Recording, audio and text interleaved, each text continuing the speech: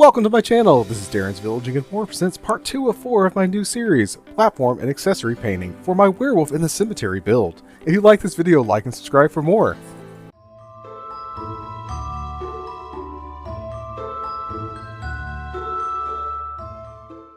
Welcome to part 2 of the series. Here is our foam that we designed in part 1 of this series. Now that the design element is done, it is time to paint the XPS Foam black using everyone's favorite black paint from Michaels. Because there are quite a few nooks and crannies, I'm going to apply paint directly to the foam and spread it around with a brush to work it into all the finer details as possible. I'll then use a dollar store dish sponge to remove any excess paint and also press paint into any areas that I can't adequately coat with a brush.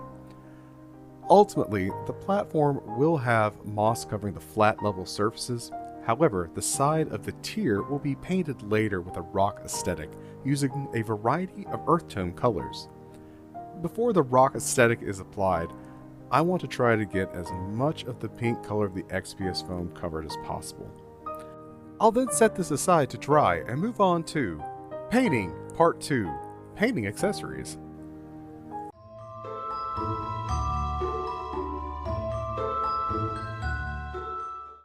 Here we have our miniature tombstones that I'm using for this build. I picked these up at Michaels while on sale with no real intent to use them this season. But when building spooky villages, you could never have too many tombstones on hand. These, like most that I have purchased from Michaels, are made of a vinyl material and come with a ton of detail that just needs a touch of paint here or there to breathe a little life into them. Even the Lemax Spooky Town tombstones look better with a touch of accent color, in my opinion.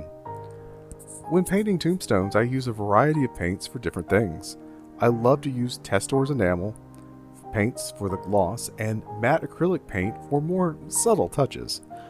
Over the years, I have become quite fond of using silver metallic paint on the RIP and various accents. Some tombstones that I've done in the past had a rose emblem, and it was a nice touch to use enamel paint and to paint the stem of the rose green and the rose red.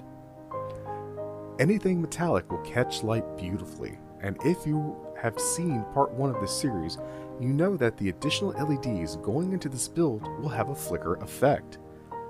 The smallest of subtle touches will make these tombstones less generic and more engaging. The best part of painting these is that they're for a cemetery scene. The paint doesn't have to be perfect. In fact, the more imperfections, the more weathered the look.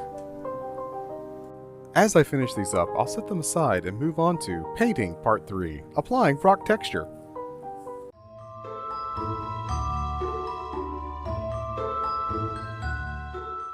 Now that our foam is painted black, I'm not going to worry about the pink showing in the holes for the tombstones. I believe between the moss and the tombstone itself, no pink will be showing.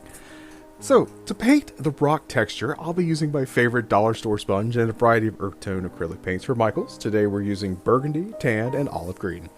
I'll place a small amount of paint on the cardboard working surface and then dab a small amount onto the corner of a sponge, and then dab it a couple of times on the cardboard before applying paint to the foam. Being a sponge, if you have too much, you get a glob of paint on the foam that you then have to come back and smooth out with additional layers or other colors, or just continue dabbing to kind of pull it off the clean section of the sponge. You can use a dry brush for this, and if you do, just make sure you keep the brush clean and take your time. I prefer the messiness of the sponge. It really gives it a one-of-a-kind look, and it is very quick to get this knocked out. Once I'm happy with the paint on the rock texture, I'll set this aside to dry and move on to applying moss.